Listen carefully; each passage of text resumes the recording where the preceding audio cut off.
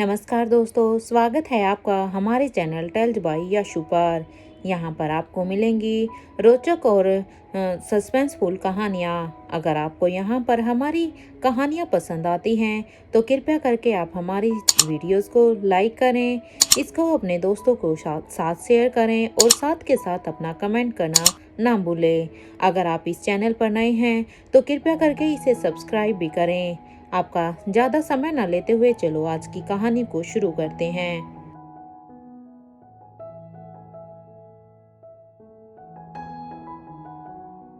पिछले एपिसोड में हमने सुना था कि अक्षय वर्मा अपने 2 प्लान्स को फेल होता हुआ देखकर अब उसे गुस्सा आ रहा था, क्योंकि उसने पहले जो कॉलेज के लोगों को होस्टेज बनाया था उसका वो प्लान भी फेल हो गया था। और जब उसने भूमिका को फंसाने के लिए रोहित के बहुत सारे क्लोन को उसके सामने किया था तो उसका वो प्लान भी फेल हो गया था। लेकिन जब उसने इंस्पेक्टर अब्बास के लिए भी वहां पर क्रिस्टोफर का क्लोन भेजा था तो उसका वो प्लान भी फेल हो गया था। इसलिए अब रघुवीर शेखावत उसे कहता है कि जो लोग तुम्हारे लाइब्रेरी में हैं तुम उन्हें क्यों नहीं बुलाते हो?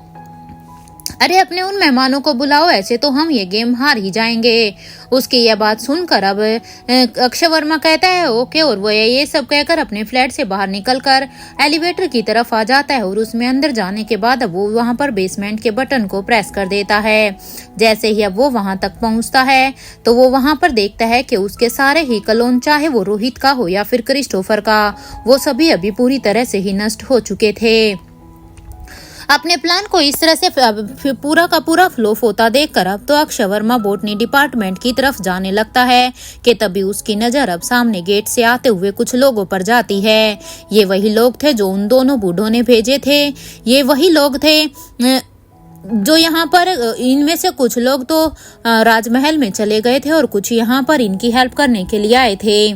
वैसे तो अक्षय वर्मा उन्हें जानता नहीं था, लेकिन वो इतना जरूर समझ गया था कि वो सभी उसी की ही मदद के लिए यहाँ पर आए हैं, क्योंकि उन लोगों की इतनी लंबी हाइट और उनका हुलिया देखकर वो समझ गए थे कि इन्हें अच्छे से ट्रेंड किया हुआ है और ये उसी की अब मदद करेंगे। अब शायद वो इस मिशन को जीत सकते हैं। इसलिए अक्षय वर्मा बेसमेंट में छुपकर देख रहा था कि अब आगे क्या होने वाला है। वही अनिका के कानों में जैसे ही अब किसी के आने की आहट सुनाई देती है तो वो अब एकदम से मुड़ती है और उस तरफ देखती है तो वो देखती है कि 5 से 6 लोग वहां पर उन्हीं की तरफ आ रहे थे। ये देखकर अब अनिका अब अपने सामने सभी को ही अलर्ट रहने के लिए बोल देती है, क्योंकि उन लोगों की हाइट भी इनसे थोड़ी सी ज्यादा ही थी और वो बड़े ही हट्ठे कट्ठे नजर आ रहे थे।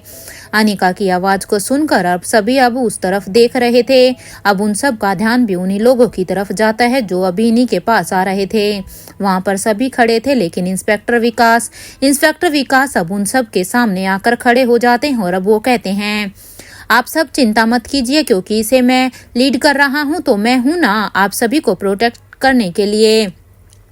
इन सब से निपटना तो मेरा बाएं हाथ का खेल है, देखना मैं कैसे इनसे भी निपट लेता हूँ। वहां अब तक वो फाइटर भी अब और भी उनके पास आ गए थे तो उनके सामने जाकर अब इंस्पेक्टर विकास अब उनके सामने आ जाता है और वो अपने एक मुक्के से उन पर अटैक करने ही जा रहा था कि तभी उसका मुक्का तो लगा भी नहीं था, लेकिन उनमें से एक फाइटर ने उसके हाथ को पकड़ लिया था और उसकी ग्रिप इतनी स्ट्रॉन्ग थी कि इंस्पेक्टर विकास अब खुद को बचा भी नहीं पा रहा था। वो उनके हाथों में ऐसे फंस गया था जैसे पता नहीं कहां बेचारा एक बच्चा फंस गया हो। स्वाति अब बड़े ही ध्यान से उन सभी को ही ऑब्जर्व कर रही थी कि तभी उन फाइटर में से एक ने अपने अटैक में ही इंस्पेक्टर विकास को नीचे गिरा दिया था, क्योंकि इंस्पेक्टर विकास की बॉडी के लिए उसका एक अटैक ही इतना ज्यादा था कि इंस्पेक्टर विकास तो वहीं धूल चाट रहे थे। ये देखकर तो अब स्वाति बल्कि रोहित और अनिका ये भी समझ गए थे कि ये सच में बहुत ही ट्रेंड फाइटर हैं और इनके साथ सिर्फ एक ट्रेंड फाइटर ही फाइट कर सकता है, क्योंकि अगर यहाँ पर दिल्ली पुलिस के आदमी या फिर कोई नॉर्मल फाइटर इनसे फाइट करेगा तो वो भी ऐसे ही इंस्पेक्टर विकास की तरह मुंह की खाएगा। अनिका को आज किंग के फाइटर की जरूरत थी, क्योंकि ऐसी फाइटिंग केवल किंग के फाइटर ही कर सकते थे इन लोगों के साथ। इसलिए अब वो यहाँ पर उनकी कमी महसूस हो रही थी, क्योंकि वो जानती थी कि एक वही हैं जो इस वक्त इन सभी से फाइट कर के इन्हें हरा सकते हैं, क्योंकि अनिका की ट्रेनिंग तो अभी पूरी हुई भी नहीं थी। हालांकि अनिका ने वहां पर किंग के पैलेस में थोड़ी बहुत ट्रेनिंग ली थी, लेकिन अभी उसकी पूरी ट्रेनिंग नहीं हुई थी। अब तक उन फाइटर ने सिर्फ दिल्ली पुलिस के ऑफिसर्स पर ही नहीं बल्कि पेरिस के स्पेशल डिपार्टमेंट के ऑफिसर्स पर भी अब तक अटैक करना शुरू कर दिया था। ये देखकर तो अब वहां पर स्वाति मल्होत्रा अब खुद ही उनके सामने आ जाती है, क्योंकि स्वाति मल्होत्रा ने जब देखा कि ये दिल्ली डिपार्टमेंट और पेरिस के डिपार्टमेंट के लोगों को ऐसे मार रहे हैं, तो अब वो यहाँ पर इन लोगों की सती और नहीं चाहती थी। इसलिए उन लोगों को प्रोटेक्ट करते हुए स्वाति मल्होत्रा ही उनके आगे आ जाती है। और अब स्वाति मल्होत्रा का साथ देखने के लिए अब रोहित भी बिना सोचे ही उनके स्वाति मल्होत्रा के बराबर में आकर खड़ा हो जाता है। अनिका ने जब ये देखा तो उसने उन दोनों को ही मना करना चाहा, क्योंकि अनिका को अब तक ये लगा था कि शायद ये लोग इन्हीं के डिपार्टमेंट के लोग हैं जो अभी मास्क के पीछे हैं। और अनिका ये बात अच्छी तरह से जानती थी कि जो लोग अभी यहाँ पर ये 5-6 लोग फाइटिंग के लिए आए हैं, ये पूरी तरह से ट्रेंड थे। अगर उसके ये दोनों फाइटर इनसे लड़ने के लिए जाएंगे तो इनका हाल भी इंस्पेक्टर विकास के जैसा ना हो। इसलिए अनिका नहीं चाहती थी कि उसकी टीम के किसी भी आदमी को अब कोई भी क्षति पहुंचे, इसलिए अनिका ही अब इनसे फाइट करना चाहती थी। लेकिन तब तक अब स्वाति मल्होत्रा की फाइट उन फाइटर के साथ शुरू हो गई थी, क्योंकि स्वाति मल्होत्रा ने आओ देखा ना था, वो सीधा ही अब उन फाइटर्स के साथ जाकर भिड़ गई थी। तो वहीं रोहित ने भी अपनी आंखें बंद कर ली थी और वो अब अपनी उस फाइटिंग टेक्निक्स को याद करने लगा था, क्योंकि रोहित ने ये टेक्निक बहुत समय पहले सीखी थी। अब वो अपनी आंखें बंद कर एक बार उसे याद करता है, जिसे उसने लास्ट टाइम उसे तब यूज किया था जब उसने कवीना लिशा को बचाया था, जब कवीना लिशा 20 साल की थी। जिस फाइटर को आरजी इतने वक्त से ढूंढ रहा था वो कोई और नहीं बल्कि रोहित ही था, क्योंकि जिस समय रोहित ने कवीना लिशा को बचाया था उस समय से ही राजीव गुलेरिया इस फाइटर को ही ढूंढ रहा था। लेकिन नकाब होने की वजह से राजीव गुलेरिया ये नहीं जानता था कि ये फाइटर कोई और नहीं बल्कि रोहित मारवा ही था। अपने नाना को दिए हुए इंस्ट्रक्शन को फॉलो करते हुए अब रोहित बहुत ही कम ही इस टेक्निक से लड़ता था, या यूं कहें कि इसे बहुत कम ही यूज करता था, ताकि किसी को भी उसकी इस टेक्निक को देखकर उसके ऊपर किसी भी तरह का शक ना हो। लेकिन वो जानता था कि अगर उसने आज इस लड़ाई में इसे इस्तेमाल नहीं किया तो पता नहीं ये फाइटर उनका क्या ही करेंगे, क्योंकि अब उसे अपनी इस फाइटिंग टेक्निक का यहाँ पर यूज करना ही करना था अगर वो इन लोगों को हराना चाहता है। तो अब तक तो पेरिस स्पेशल डिपार्टमेंट के ऑफिसर पूरी तरह से ही घायल होकर अब वहां पर बेहोश होते जा रहे थे। यहाँ रोहित मारवा अब सीधा ही उनके बीच में चला गया था। ये देखकर तो अब स्वाति मल्होत्रा भी समझ गई थी कि अब रोहित किंग के फॉर्म में आ गया है। यहाँ रोहित मारवा ने एक साथ ही उन सभी फाइटर के साथ टक्कर ले ली थी, क्योंकि रोहित मारवा उन 5-6 के बीच में अकेला था और वो उसके चारों तरफ थे। फाइटिंग करते वक्त रोहित की स्पीड को मैच करना उन सभी फाइटर के लिए भी आसान नहीं था, क्योंकि उन सब के बीच में होते हुए भी रोहित की स्पीड इतनी ज्यादा थी कि वो सब मिलकर भी उसकी स्पीड को मैच नहीं कर पा रहे थे। उन फाइटर को कुछ भी समझ नहीं आ रहा था कि आखिर किसी इंसान की स्पीड इतनी ज्यादा कैसे हो चुकी है। उसकी स्पीड तो यहाँ चीते से भी बहुत ही ज्यादा हो चुकी थी। यहाँ अनिका ही नहीं बल्कि इंस्पेक्टर अब्बास और भूमिका भी एकदम से ही हैरान थे कि आखिर उनकी टीम में ये ऐसा फाइटर कौन है जो इन फाइटरों से इस तरह से लड़ सकता है। आखिर उन सब में से ऐसा कौन है जिसके अंदर ये इतनी अच्छी फाइटिंग स्किल्स भी है, क्योंकि आज तक तो उन्होंने अपनी टीम में ऐसे किसी भी इंसान की फाइट को ऐसे नहीं देखा था। रोहित को पूरी तरह से इस फाइट को संभालते हुए देखकर अब स्वाति मल्होत्रा की नजर तब न्यूरोलॉजी डिपार्टमेंट के पास जाती है। तो अब उसे याद आता है कि हम तो यहाँ पर फाइट करने के लिए नहीं आए थे, क्योंकि हमें तो बस उस डिपार्टमेंट में जाकर उसे राज के बारे में जानना था। जब स्वाति मल्होत्रा ने देखा कि रोहित के वार से अब वो फाइटर अब कुछ कमजोर पड़ रहे हैं, तो अब स्वाति मल्होत्रा खुद भी उनके बीच में जाकर अब उन फाइटर को उतनी ही स्पीड के साथ अब एक लात मारती है, जिससे कि ये फाइट अब जल्दी से ही खत्म हो जाए और ये फाइटर अपने मुंह के बल जाकर गिरे। और हुआ भी कुछ ऐसा ही था। स्वाति मल्होत्रा की मदद के साथ रोहित ने उन सारे ही फाइटर्स को वहां पर मार गिराया था। यानी का इससे पहले कि उनके पास जाकर उनसे किसी भी तरह का कोई भी सवाल जवाब पूछती कि तभी उसने सोचा कि जो लोग घायल हो गए हैं उन्हें फर्स्ट एड दे दी जाए, क्योंकि अनिका ने देखा कि यहाँ पर उनकी टीम के बहुत सारे ही आदमी घायल हो चुके थे, इसलिए उन्हें बचाना सबसे ज्यादा उसकी प्रायोरिटी पर था। अनिका के मन में ये भी आ रहा था कि पहले वो इन दोनों फाइटर से जाकर एक बार बात करे, एटलीस्ट अनिका को ये तो पता चले कि उसके टीम में ऐसे ये कौन से दो लोग हैं जो इतनी अच्छी तरह से इतनी एडवांस टेक्निक को जानते हैं। यहाँ स्वाति मल्होत्रा की आंखों में देखकर अब उसे न्यूरोलॉजी डिपार्टमेंट की तरफ चलने का इशारा करती है, क्योंकि स्वाति मल्होत्रा रोहित को अब वहां पर जाने के लिए इशारा करती है, जिसे रोहित भी अच्छे से समझ गया था। अब अनिका को उसकी जरूरत नहीं है, क्योंकि रोहित अब जान गया था कि उन्होंने अब तक इन आदमियों को गिरा दिया था, और अब अगर आगे कोई भी ऐसी सिचुएशन आती है तो अनिका उसे अच्छी तरह से संभाल लेगी। इसलिए यहाँ पर उनका काम खत्म हो गया है। वो दोनों अब सबसे नजर छुपाते हुए अब न्यूरोलॉजी डिपार्टमेंट की तरफ अब जाने लगते हैं। यानी का भी जो नूरैनी से कहती है कि जल्दी से इन सभी को एक रूम में लेकर जाओ और इन्हें फर्स्ट एड दो, क्योंकि इन लोगों को फर्स्ट एड की बहुत ही जरूरत है। हम किसी की भी हमें अपनी टीम का हर एक सदस्य सही सलामत चाहिए। ये कहते हुए ही अनिका की नजर अब रोहित और स्वाति पर ही थी, जो कि अभी दूसरी तरफ जा रहे थे। अनिका इतना तो अच्छी तरह से जानती थी कि अभी जिन फाइटर ने दुश्मन फाइटर्स को मार गिराया था वो ना तो दिल्ली पुलिस के ऑफिसर थे और ना ही स्पेशल डिपार्टमेंट के ऑफिसर थे, क्योंकि उनकी फाइटिंग को देखकर वो इतना समझ चुकी थी कि ना इतनी ऐसी टेक्निक दिल्ली पुलिस के ऑफिसर्स के पास भी नहीं थी और पेरिस वालों के पास भी नहीं थी।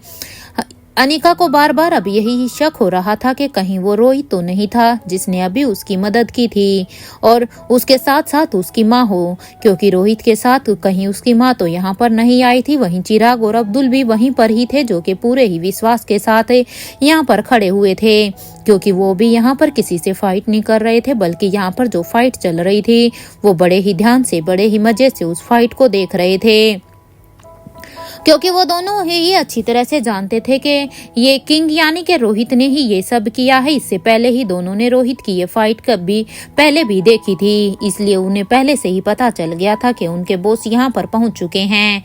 यहाँ पर अनिका के दिए हुए इंस्ट्रक्शन के मुताबिक जो नूरैनी, चिराग और अब्दुल सभी ही अब घायल लोगों को कॉलेज के दूसरे रूम में लेकर जा रहे थे, ताकि उन्हें जल्द से जल्द ट्रीटमेंट दिया जा सके।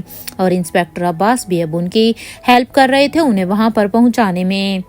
भूमिका अनिका से पूछती है कि उन्हें फर्स्ट एड कौन देगा, क्योंकि यहाँ पर हमारे पास और कोई तो डॉक्टर नहीं है।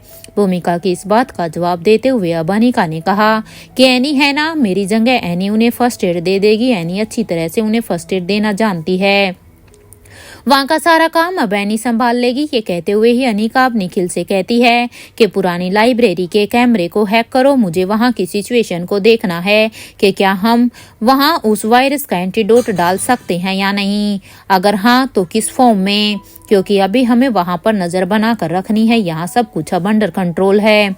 अनिका की ये बात सुनकर अब निखिल अब पुरानी लाइब्रेरी के कैमरे को हैक करने लगता है। वहां दूसरी तरफ बूढ़े किंग के पैलेस में अपने रूम में ये सब देखकर अब किंग कहते हैं कि प्लान तो बहुत अच्छा था my child, but why you are always forget that I am your grandfather. यही तो देखना चाहता था मैं, इसलिए ही तो मैंने अपने फाइटर्स को वहां नहीं भेजा था, क्योंकि मैं जानता था कि अगर देवराज गुलेरिया के वो फाइटर्स मैदान में आए तो इस वक्त सिर्फ तुम, स्वाति, करण और आली शाही यही लोग थे जो उनका सामना कर सकते थे, क्योंकि इस फाइटिंग को तो आज तक बस हमारे ये 4 लोग ही सीख पाए थे। अब बारी अनिका की है, अब उसे भी मैं पर्सनली ही ट्रेन करूंगा, क्योंकि अब अनिका के लिए भी इस टेक्निक को सीखना उतना ही जरूरी हो गया है जितना तुम लोगों के लिए था। मुझे उम्मीद है कि जिस तरह से मुझसे सीखते हुए रोहित ने मुझे भी हरा दिया था, मुझे अनिका से भी यही उम्मीद है कि एक दिन इस फाइटिंग को सीखते सीखते अनिका भी मुझे हरा देगी। मुझे अनिका को अब यहाँ पर बुला लेना चाहिए, क्योंकि इस बार की हार शायद वो सभी बर्दाश्त नहीं कर पाएंगे, और जब भी ये दुश्मन अब हमारे सामने दोबारा से आगे आएंगे तो वो इससे भी और भी ज्यादा ताकतवर होकर आएंगे। लेकिन हाँ, ये तो अब मुझे पता ही चल गया है कि ना तो तुम्हारी मेरे बच्चा याददाश्त गई है, क्योंकि मुझे इस बात का पूरी तरह से भरोसा था कि अगर कॉलेज के ऊपर कोई भी ऐसी सिचुएशन आती है तो तुम उन्हें बचाने के लिए जरूर आगे आओगे। और देखो रोहित, तुमने किया भी वही है। तुम बिल्कुल मेरी उम्मीद पर खड़े उतरे हो, लेकिन अब बारी यहाँ पर अनिका की उम्मीद पर खड़े होने की है। अब अनिका को यहाँ पर आना ही होगा। अनिका ने 3 साल की उम्र से ही बालवीर सर से मार्शल आर्ट की ट्रेनिंग ले रही थी, और जब उसकी याददाश्त वापस आई थी तो उसने अपनी माँ से इस इंडियन ट्रेडिशनल मार्शल आर्ट की किताब भी मांगी थी, जिसे वो हमेशा ही पढ़ती रहती थी और उस टेक्निक को सीखती भी रहती थी। मुझे पता है कि उसे इसे सीखने में ज्यादा वक्त भी नहीं लगेगा, लेकिन मेरे लिए मुसीबत तो ये रोहित बनकर रह गया है। सच में इस लड़के का मैं क्या करूं? आखिर उस लड़के के अंदर सब्र नाम की चीज क्यों नहीं है? वहीं दूसरी तरफ इधर रोहित और स्वाति दोनों ही न्यूरोलॉजी डिपार्टमेंट के बेसमेंट में अब तक पहुंच गए थे।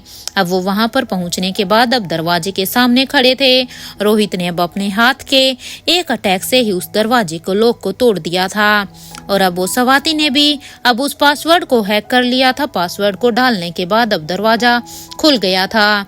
जैसे ही दोनों धीरे धीरे अंदर की तरफ जाने लगते हैं तो पूरे ही रूम में वहां पर बिल्कुल अंधेरा था, जैसे एक बार जब रोहित वहां पर आया था बिल्कुल वैसा ही। अंधेरे को देखकर अब रोहित ने अपनी पॉकेट से अपना फोन निकाला, और फिर वो अब पूरे ही रूम में अपने फोन की लाइट्स को जलाकर अब वो पूरे ही रूम में उस लाइट से देखने लगा।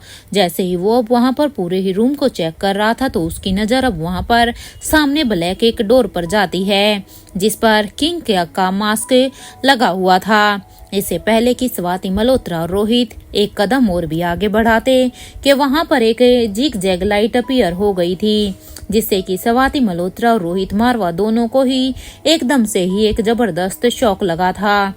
स्वाति ने अब अपने पॉकेट से अपना टैब निकाला और फिर वो कुछ अपने टैब में टाइप करने लगती है। स्वाति मल्होत्रा और रोहित मारवा दोनों पर ही अब किंग की नजर थी, क्योंकि किंग अपने पैलेस में बैठकर इन दोनों पर ही नजर गड़ाए हुए थे कि वो वहां पर उस कमरे में कहां तक पहुंच चुके हैं। लेकिन वो जानते थे कि वो इस बार रोहित पूरी तैयारी के साथ यहाँ पर आया है, क्योंकि पिछली बार जब रोहित यहाँ पर आया था तब रोहित को यहाँ पर क्या हो सकता है कुछ भी अंदाजा नहीं था। लेकिन इस बार पिछली बार जो गलती रोहित से हुई थी उसको सुधारते हुए इस बार रोहित अपनी पूरी तैयारी के साथ हर एक सॉल्यूशन के साथ यहाँ पर आया था। इधर किंग अपने रूम में बैठे बैठे ही कॉलेज और राजमहल दोनों पर ही नजर बनाए हुए थे। किंग एक तरफ जहां राजमहल में हो रही हर एक एक्टिविटी पर ध्यान दिए हुए थे, तो वहीं उन्हें कॉलेज के ऊपर भी क्या क्या चल रहा है उसके बारे में सब कुछ पता था।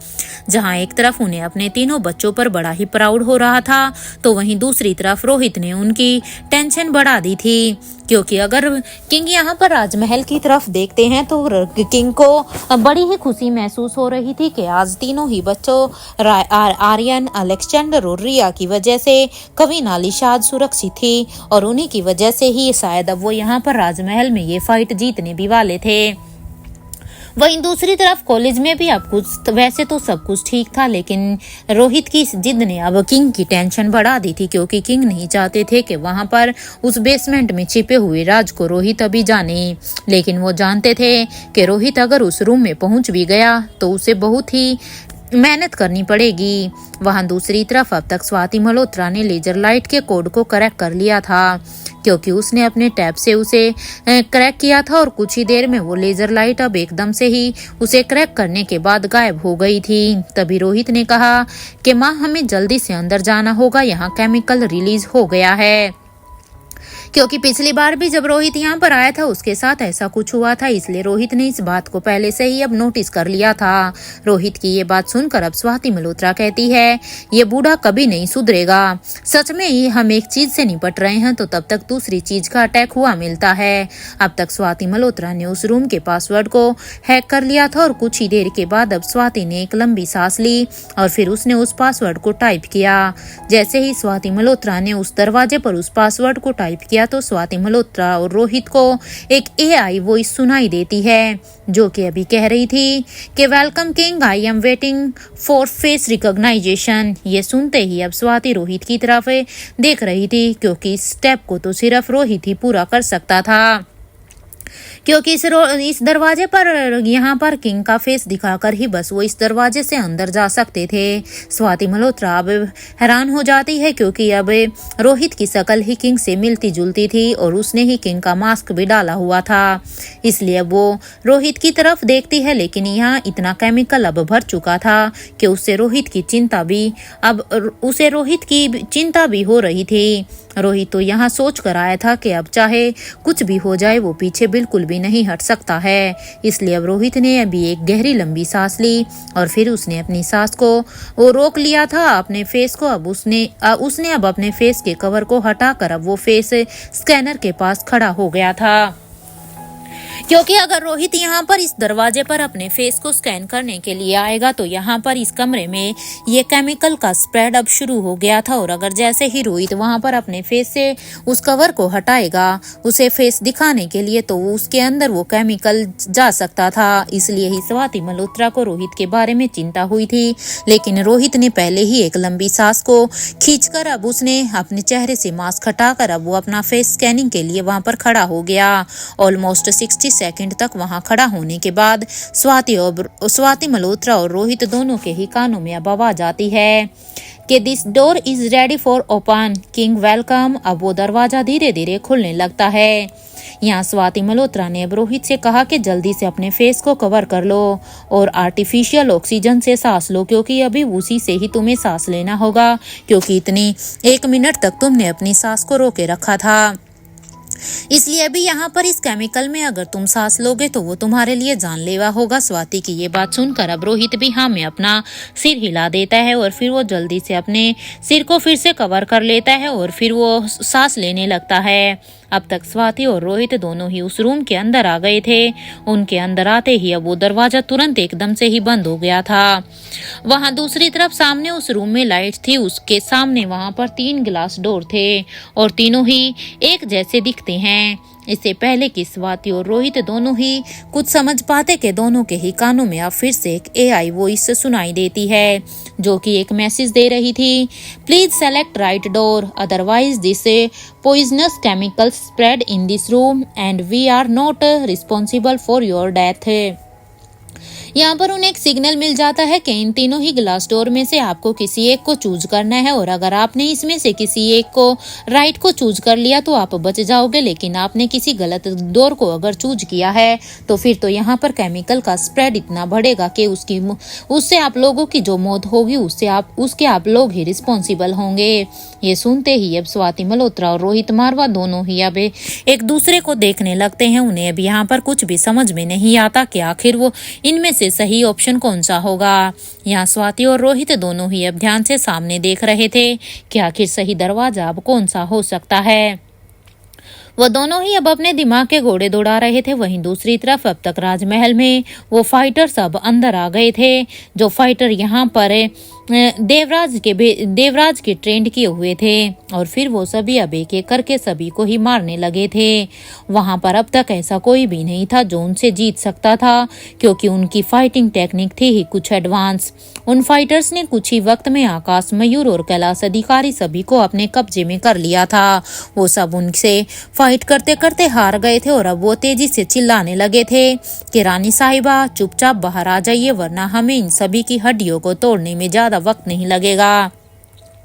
क्योंकि इन फाइटर्स ने उन सभी को अपने कब्जे में ले लिया था और वो भी अब राजीव गुलेरिया की तरह रानी कवि नालिशा को आवाज लगा रहे थे कि अगर आप अभी के अभी बाहर नहीं आई तो फिर मैं यहाँ पर आपके सभी आदमियों की हड्डियों का चकनाचूर कर दूंगा, जिसे शायद फिर कोई भी डॉक्टर ठीक भी ना कर पाए।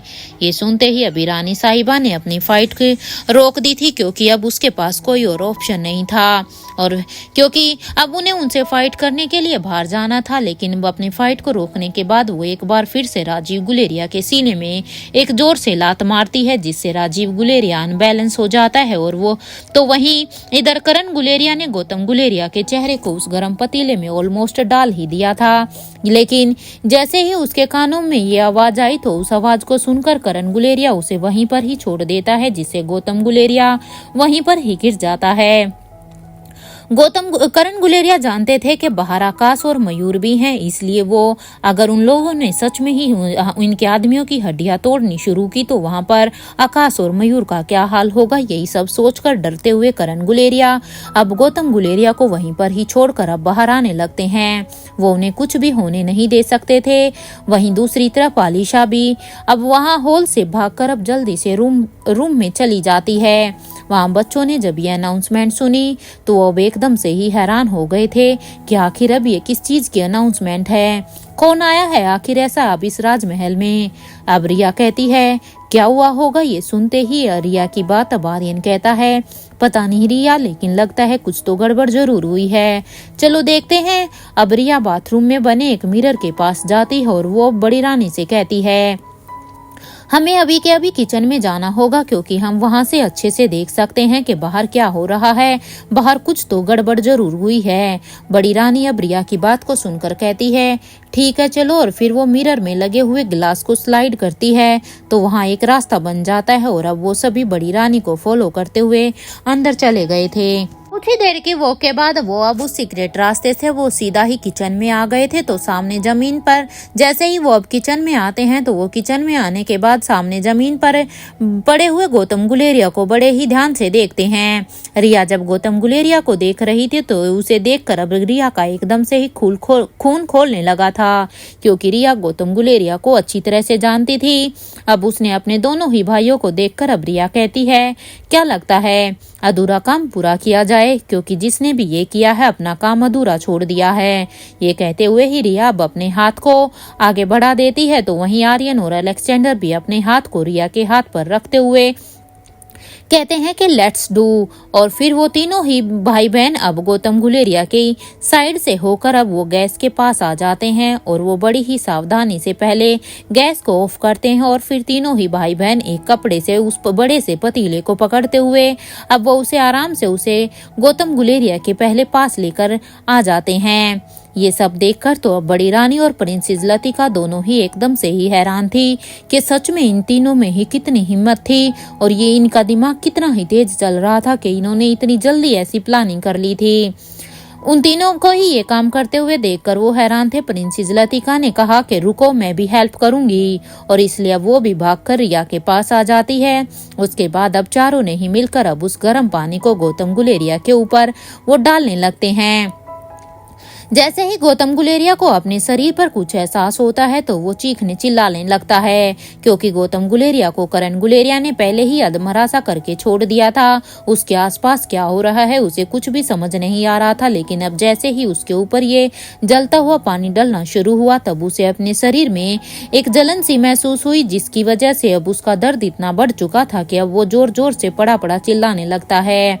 एक तो वैसे ही करण ने उसके शरीर पर बहुत सारे जख्म दिए थे और जब लाल मिर्च वाला गर्म पानी जब उसके जख्मों पर जा रहा था तो उसके लिए अब ये बर्दाश्त से बाहर हो रहा था। उसके लिए ये दर्द एक मौत से भी बदतर था। उसके चिल्लाने की आवाज तो अब यहाँ पर पूरे ही राजमहल में अब गूंजने लगी थी, क्योंकि हर तरफ बस यहाँ पर गौतम गुलेरिया की ही चीखें सुनाई दे रही थी। अब तक बच्चों ने पूरा का पूरा पानी ही उसके ऊपर डाल दिया था। गौतम गुलेरिया की ये हालत देखकर तो रिया को अब सुकून मिल रहा था, क्योंकि रिया ने भी यहाँ पर उस आदमी से अपनी मम्मा के साथ किए हुए मिसबिहेव का पूरी तरह से बदला ले लिया था। और अब वो किचन में ही वहाँ पर खड़ी होकर एक विक्टोरी डांस करने लगी थी, क्योंकि फाइनली आज उसने वो कर दिखाया था जो उसे कभी अपनी मम्मा के लिए बहुत पहले कर देना चाहिए था। उसे ऐसे देखकर तो अब उसके दोनों भाई उसे रोकते हुए कहते हैं रिया अभी नहीं, अभी हमें देखने दो कि बाहर क्या हो रहा है, क्योंकि अभी हम अपनी जीत का जश्न ऐसे नहीं मना सकते। अभी हमें बाहर की सिचुएशन के बारे में भी कुछ भी नहीं पता है कि बाहर की सिचुएशन अंडर कंट्रोल है या नहीं। इधर बड़ी रानी जानती थी कि अब ये गौतम गुलेरिया इस हालत में नहीं है कि ये कुछ भी कर पाए। वहीं दूसरी तरफ राजीव गुलेरिया ने देखा कि वो जिस फाइटर से लड़ रहा था वो अब एकदम से ही गायब हो गई है, क्योंकि कवि नालिशा उसे कितनी जोर की लात मारकर बाहर निकल गई थी। लेकिन राजीव गुलेरिया अपने इतने होश में नहीं था। उसे थोड़ी सी देर बाद पता चला कि अब वो यहाँ पर नहीं है। राजीव गुलेरिया के कानों में अब यहाँ पर गौतम गुलेरिया के चिल्लाने की आवाजें सुनाई दे रही थी, लेकिन फिर भी उन्होंने सोचा कि पहले वो अपने दोस्त को बचा लें, क्योंकि वो सबसे पहले अपने दोस्त महेंद्र को बचाना चाहते थे। इसलिए वो अब महेंद्र को ढूंढने के लिए ऊपर चला जाता है। राजीव गुलेरिया की खुद हालत इतनी खराब हो गई थी कि वो लंगड़ाता ऊपर तक पहुंचता है। वही महेंद्र की आवाज को सुनते हुए राजीव अब उस रूम के पास आ जाता है वहां पर कामिनी और मनीषा और महेंद्र ये तीनों ही थे। जैसे ही वो अब उस रूम में के अंदर जाता है तो वो देखता है कि जिस रूम में महेंद्र है वहां तो पानी ही पानी भरा हुआ है। दर्द से तड़प रहे महेंद्र की नजर जब राजीव गुलेरिया पर जाती है तो वो अब उससे कहता है कि भाई संभल कर, ये पानी बहुत ही गर्म है यार, पूरे ही शरीर में लगता है कि निशान पड़ गया होगा। बचा ले भाई, पता नहीं किसे मनहूस घड़ी में मैं इन माँ बेटी को बचाने के लिए यहाँ पर आ गया। काश मैं इन्हें बचाने के लिए यहाँ पर आया ही नहीं होता तो शायद मेरा आज ये हाल ही नहीं होता।